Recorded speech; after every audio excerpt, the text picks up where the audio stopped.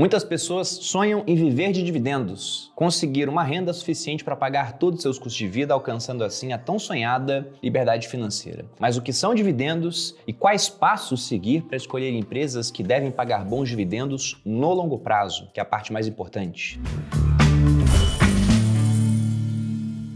E aí pessoal do Você Mais Rico, aqui quem fala é Bruno Perini, criador do canal. E antes de entrar no assunto do vídeo, eu tenho um aviso muito interessante para aquele público mais engajado que me acompanha por aqui. Em janeiro, eu vou abrir as inscrições para a 19ª turma do meu curso, o Viver de Renda. É um curso muito completo, 12 semanas de duração, um suporte que responde todas as dúvidas e com o intuito de pegar até mesmo uma pessoa que é completamente leiga quanto ao funcionamento do dinheiro e transformá-la num investidor de verdade, capaz de tomar suas próprias decisões, montando uma carteira diversificada entre diferentes ativos, moedas, países, cabeças e com o intuito de proteger e aumentar o seu patrimônio para que um dia ele consiga viver de renda, pensando inclusive no processo de sucessão patrimonial. E o Viver de Renda, como já está indo para a 19ª turma e devido a tudo que ele tem incluso, é um curso que tem um ticket um pouco mais alto. Então, o que eu quero fazer? E nisso entra a parceria com uma empresa chamada Tuto, uma startup de educação gamificada. Eu quero dar desconto para você que é mais engajado com o conteúdo do canal. Para isso, depois de todo o vídeo que eu fizer aqui, ou quase todo, você vai ver um link na descrição, que é de uma página da Tuto, onde você vai responder um quiz de perguntas e respostas de múltipla escolha, que tem a ver com o conteúdo do vídeo. Isso já vai te ajudar a aprender sobre os assuntos que estamos falando aqui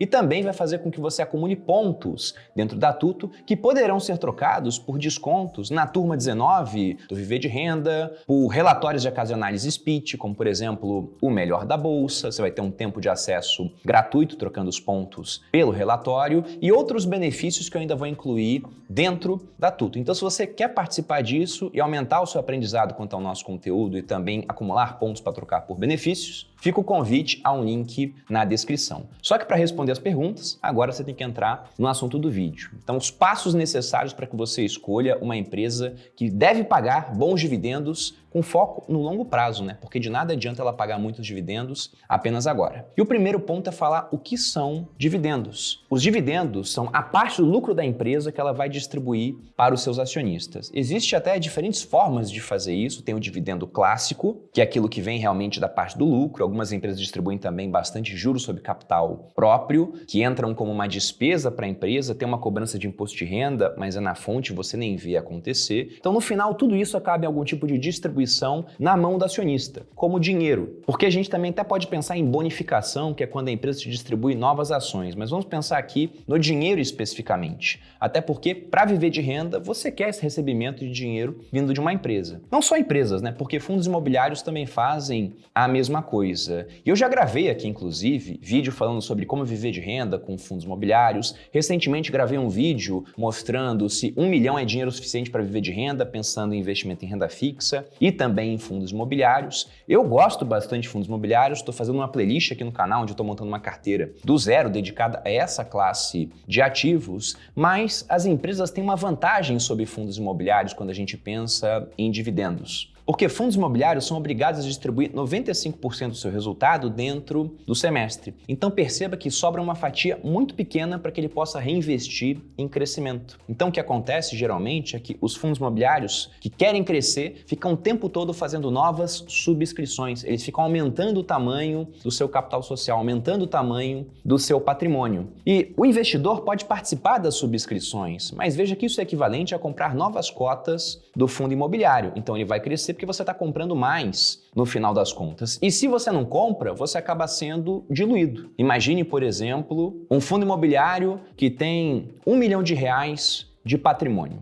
E você tem R$10 mil investidos nesse fundo imobiliário, comprou por uma vez o patrimônio. Há vários fundos, inclusive, com desconto nesse momento. Perceba que você é dono de 1% desse fundo. E aí, de repente, ele faz uma subscrição. Ele vai lá e aumenta o patrimônio dele. Ele vai lá e consegue mais 500 milhões de patrimônio. Mas você decide não entrar nessa subscrição por um outro motivo, porque falta capital, por exemplo. Ele vai comprar novos prédios para ser capaz de pagar mais dividendos, diversificar mais a carteira dele. Mas perceba que se você não participar, agora você é dono de R$10 mil de um montante que antes era 1 milhão e agora é 1 milhão e 500 mil. Então antes você era dono de 1% e agora você foi diluído em mais ou menos 33% no final das contas. Então, com fundos imobiliários, ou você participa das subscrições ou fica cada vez mais diluído dentro daquele fundo. Com as empresas, como elas não são obrigadas a distribuir 95% do resultado, elas inclusive podem não pagar nada se elas quiserem, tem empresas focadas em crescimento que não pagam dividendos. Então você não tem essa questão da empresa ter um crescimento restrito. Logicamente, se você quer montar uma carteira para viver de renda, você pode escolher empresas que paguem dividendos, mas o ponto é que elas são capazes de pagar dividendos ao mesmo tempo que são capazes também de reinvestir para o seu crescimento. E eu acho mais fácil uma empresa conseguir dobrar o número de vendas dela em, por exemplo, 2 anos, do que fundos imobiliários dobrarem o dinheiro que eles ganham com aluguel sem que você seja diluído em 2 anos. E perceba que falando isso, eu não estou dizendo para você não ter fundos imobiliários na carteira ou não ter empresas focadas em crescimento, só tem empresas de dividendos. Não é isso. Eu tenho empresas de todos os tipos na minha carteira. Eu acho que as dividendos se encaixam muito bem por alguns motivos que nós veremos aqui à frente. Eu gosto de uma carteira diversificada entre diferentes classes de ativos, moedas, países, cabeças. Então não leve essa explicação como, então vou focar apenas nisso. Tem pessoas que adotam esse tipo de estratégia, mas não é o meu caso. Contudo, se você quiser adotar essa estratégia para uma carteira grande ou para parte da sua carteira, vou passar agora os critérios que eu costumo olhar antes de escolher uma empresa mais focada em dividendos. E o primeiro deles é um indicador que mostra o quanto a empresa pagou de dividendos nos últimos 12 meses em relação ao valor de mercado da empresa ou quanto ela pagou por ação em relação ao preço da ação, que é o Dividend Yield. Ele costuma ser expresso numa sigla DY.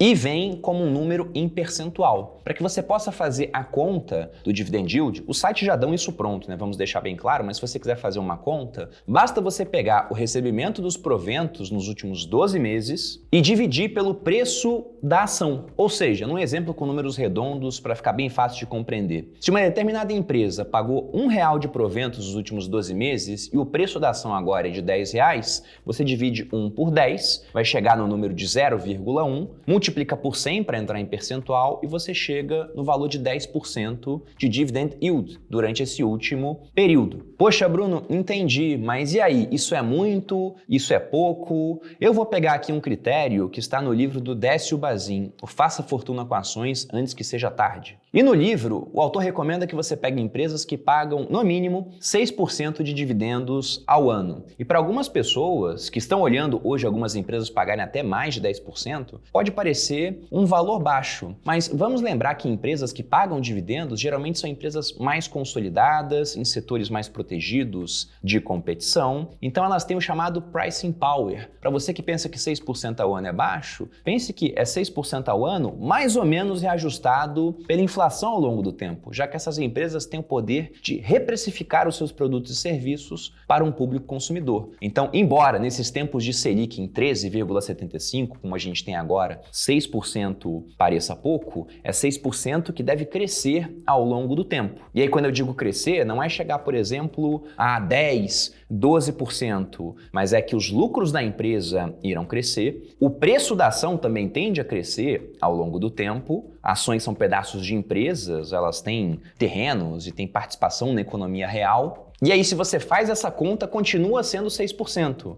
Mas os 6% seriam, por exemplo, R$1 por ação agora, lá na frente é R$1,50, depois R$2, enquanto o preço da ação também deve acompanhar essa tendência. Lembrando que você não quer olhar também apenas um ano. É interessante que você veja que a empresa tem um histórico consistente de pagamento de um dividendo acima desse nível mínimo que o Décio Bazin coloca ao longo do tempo. Porque muitas empresas podem pagar esporadicamente um dividendo muito alto, mas se você olha a tendência da empresa para trás no passado, você vê que aquilo não é o que geralmente o pessoal que comanda a empresa dá prioridade. O segundo indicador que você deve olhar é o Dividend Payout Ratio, ou simplesmente o payout da empresa. Esse indicador mostra o quanto do lucro líquido da empresa nos últimos 12 meses foi distribuído como proventos. Então, dando um exemplo de uma determinada empresa que teve um lucro de R$3 por ação e uma distribuição de proventos nos últimos 12 meses de R$1 por ação. Você dividindo esse R$1 por R$3, vai chegar até o número de 0,333, ele também é indicado em percentual, você multiplica por 100, ele vai chegar a um resultado aí de 33,33%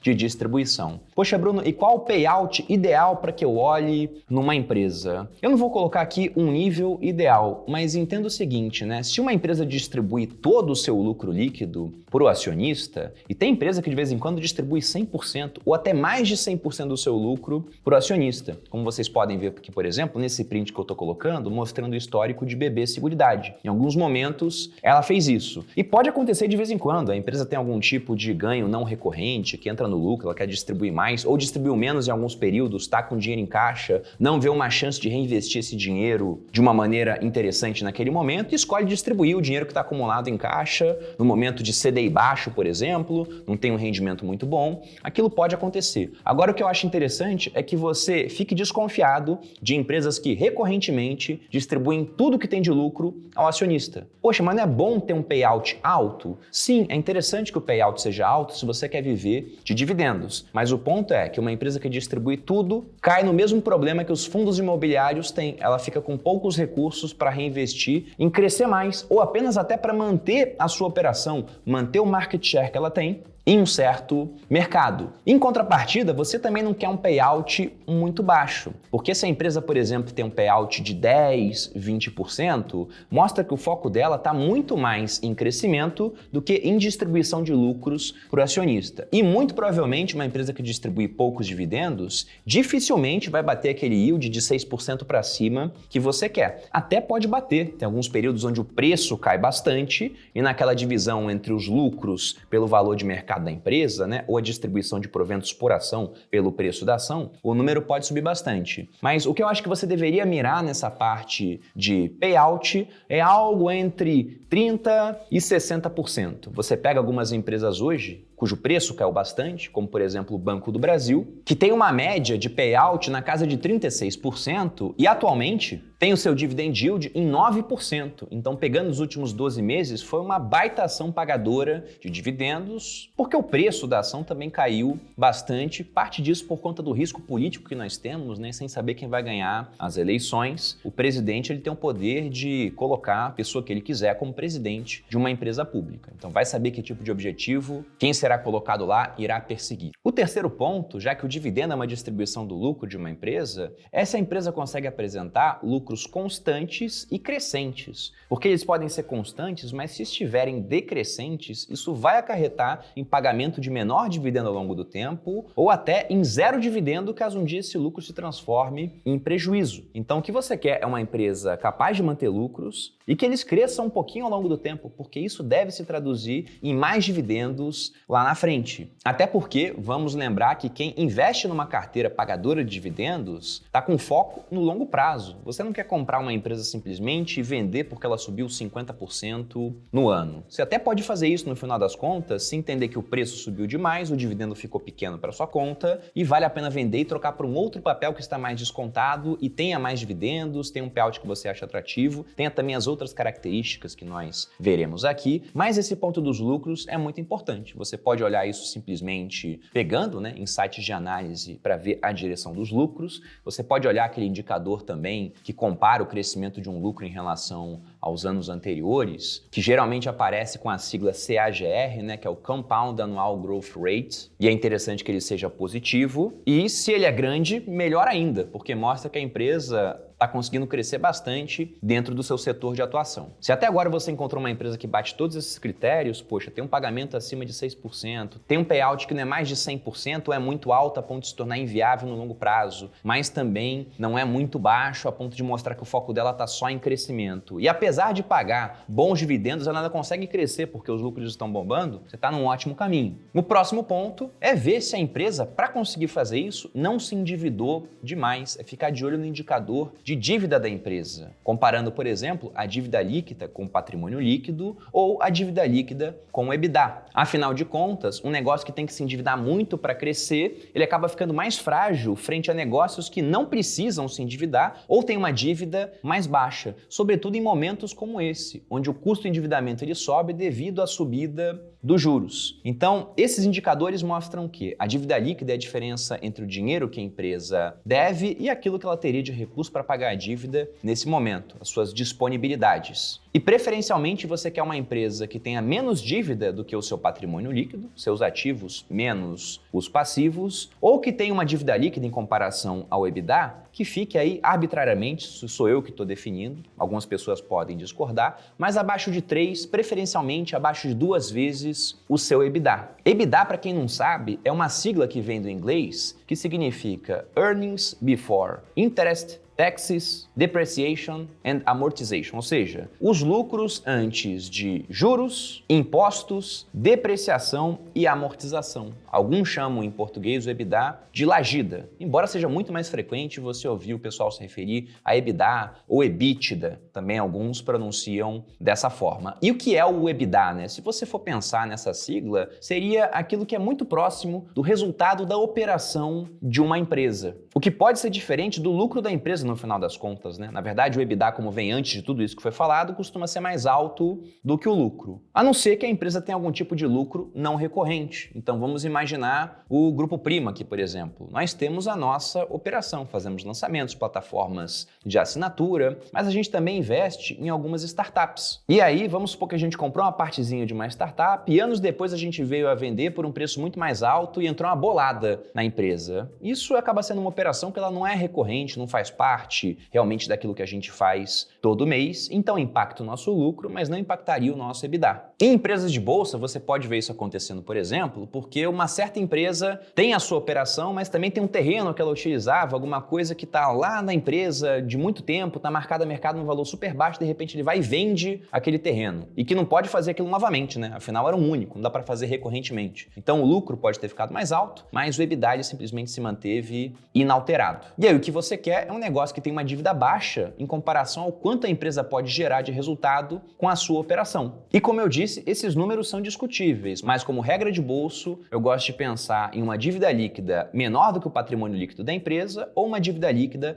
menor do que 3, idealmente 2 vezes o EBITDA de uma empresa. Se bem menor, inclusive, até inexistente, problema nenhum. Mas, vez por outra, até empresas que geram muito caixa, se vê uma oportunidade de se endividar a juros baixos, como nós tivemos há pouco tempo, quando a Selic estava na casa de 2%, elas costumam aproveitar para emitir dívida em patamares interessantes de juros e pegar esse dinheiro para reinvestir na própria operação, visando crescer mais. Por isso, não descarte uma empresa que tem dívida, só veja se isso está realmente sob controle. E o quinto e último ponto, ele é tão importante que a gente poderia ter colocado inclusive como primeiro ponto, porque ele pouparia bastante tempo na hora de fazer a sua pesquisa, que é o setor de atuação daquela empresa. Porque para uma empresa ter todas as características que a gente viu até agora, ela tem que estar num setor perene, para que ela possa existir no longo prazo, e onde ela apresenta certas vantagens competitivas, como por exemplo, menos gente competindo com ela, porque ela faz parte de um oligopólio, ou até regionalmente ela pode ser um monopólio. E até para facilitar a escolha dessas empresas, eu vou usar um acrônimo aqui que o Barsi, a Louise Barsi, o pessoal da Ações Garantem o Futuro, costuma usar, que é o acrônimo BEST, mostrando 5 setores que são bem interessantes para que você possa olhar empresas boas pagadoras de dividendos, o que não significa que outros setores não possam se encaixar, mas esses 5 realmente eles são muito bons. E o BEST significaria bancos, elétricas, são 2 S's, saneamento e seguros, e por último a parte de telecomunicações. E se você for pensar, banco é um oligopólio. Tudo bem que agora você tem uma agenda de competição bancária, muita gente falava que as fintechs iriam disruptar os bancões, mas se você observa nesse momento, tem muita fintech passando aperto, porque não era lucrativa e simplesmente o dinheiro ele secou no mercado, uma vez que o pessoal está muito mais seletivo na hora de correr risco nesse momento. E enquanto isso, os grandes bancos estão nadando de braçada, tendo lucros inclusive constantes, como sempre tiveram, mas também crescentes, apesar do aumento da competição.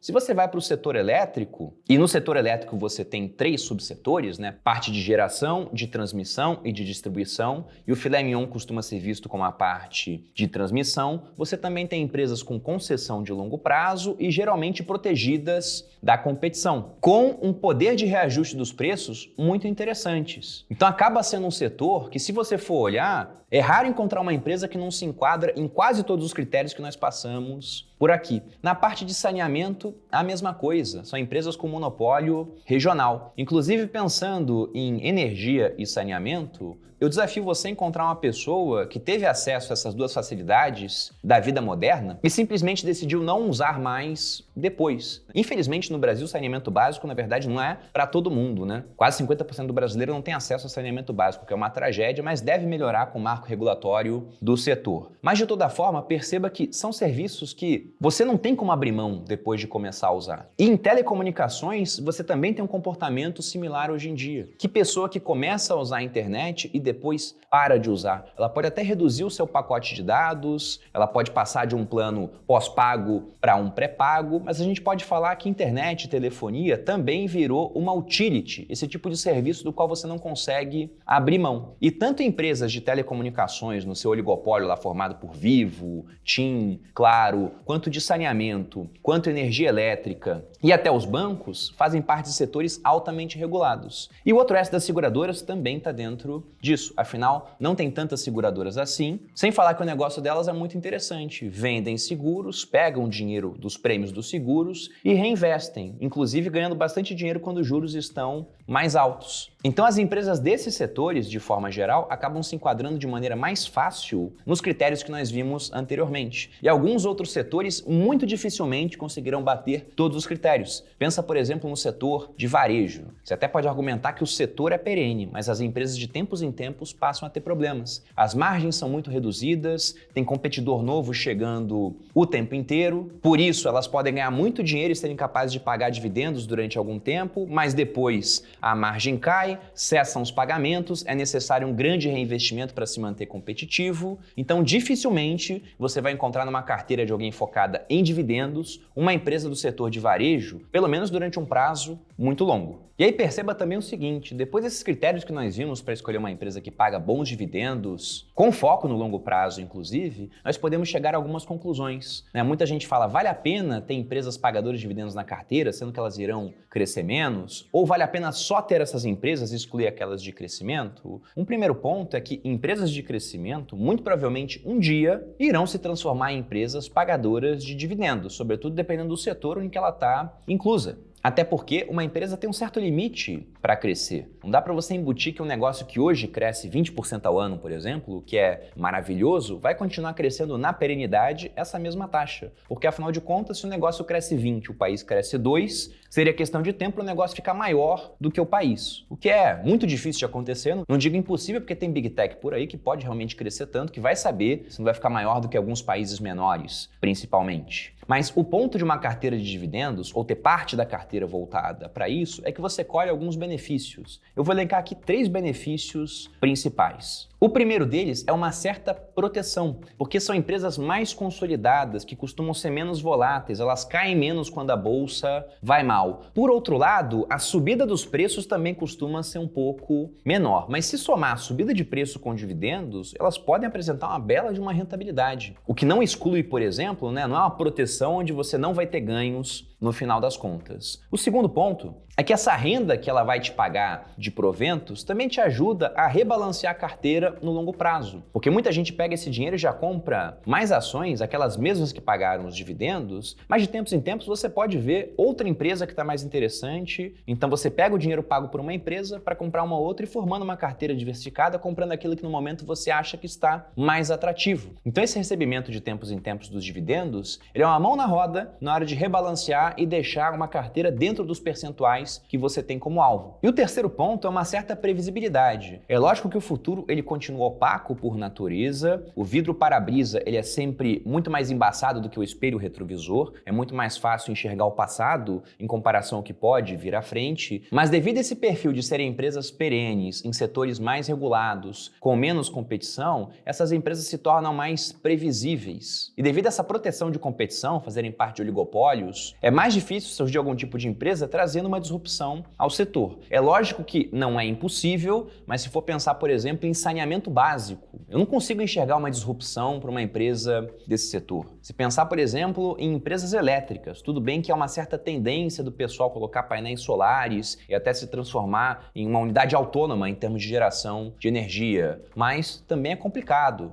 E a mesma coisa na área de bancos, de seguros, de telecomunicações no final das contas. E como eu disse, você pode encontrar empresas fora desses setores também que atendem a todos os critérios. Mas esses 3 motivos já me fazem ter parte da minha carteira voltada para esse tipo de empresa. Porque afinal de contas, com a proteção você tem menos volatilidade, você cai menos em períodos ruins. A renda de proventos me ajuda a rebalancear a carteira. E essa previsibilidade em parte da carteira também me ajuda a lidar com a imprevisibilidade em outras partes. Bom, eu vou ficando por aqui, espero que você tenha gostado do vídeo. Lembro para acessar o link que está na descrição e responder as nossas perguntas. Tudo que você precisa saber para responder as perguntas foi passado aqui nesse vídeo, então garanto que você também vai absorver melhor o conteúdo. E lembrar que isso vai poder ser trocado por benefícios, como por exemplo, desconto na inscrição da turma 19 do Viver de Renda. E também deixa um comentário aqui compartilhando com o pessoal que acompanha o canal quais são as empresas pagadoras de dividendos que você acha que não deveriam ficar de fora de uma carteira de investimentos. E é isso, muito obrigado por acompanhar o conteúdo, se inscreva, deixe seu like, um grande abraço e até a próxima.